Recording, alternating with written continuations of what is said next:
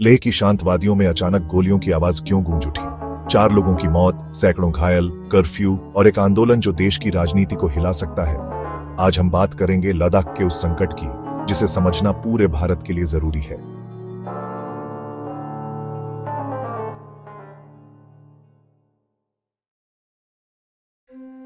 दो 2019 में आर्टिकल 377 हटने के बाद लद्दाख को यूटी बना दिया गया।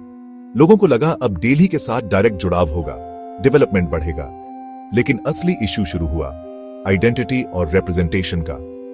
लद्दाख की 2 बड़ी मांगें थीं, स्टेटहुड, अपना विधानसभा और सीएम 6th शेड्यूल में इंक्लूजन, लोकल जॉब्स, लैंड और कल्चर की सुरक्षा के लिए कॉन्स्टिट्यूशनल सेफगार्ड। दोनों मांगों के लिए बुद्धिस्ट मेजॉरिटी लेह और मुस्लिम मेजॉरिटी कारगिल पहली बार साथ आए। लेह एपेक्स बॉडी LAB और Kargil democratic alliance KDA।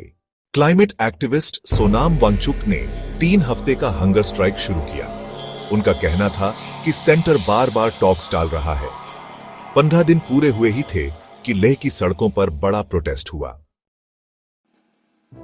Protesters BJP office और LAHDC हिल काउंसिल पर पहुंचे। गाड़ियों को आग लगी, पथराव हुआ, पुलिस ने गोली चलाई।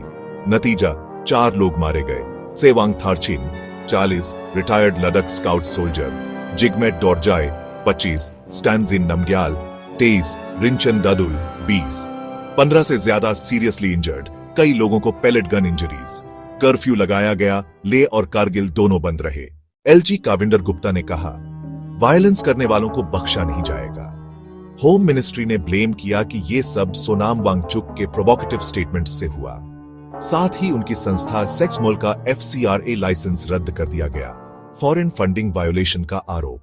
कांग्रेस ने कहा, यह क्राइसिस बीजेपी सरकार की अपनी क्रिएशन है। लोगों की वैध मांगों को इग्नोर किया गया और अब गोली चलाकर दमन किया जा रहा है। उन्होंने कहा, सरकार मुझे स्केपगोट बना रही है।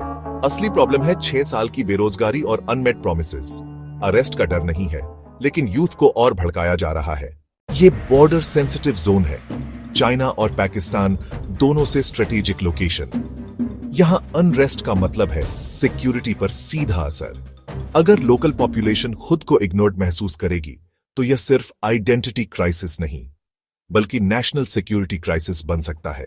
26 और 28 सितंबर को दिल्ली में LAB और KDA की होम मिनिस्ट्री के साथ मीटिंग तय हुई है। लेकिन सवाल यह है, क्या सरकार सच में लद्दाख की आवाज सुनेगी या फिर यह आंदोलन और भड़क जाएगा? लद्दाख की यह कहानी हमें याद दिलाती है कि डेमोक्रेसी सिर्फ प्रोमिसेस से नहीं चलती बल्कि लोगों की आवाज सुनने से चलती है।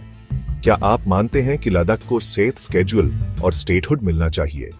कमेंट में बताइए।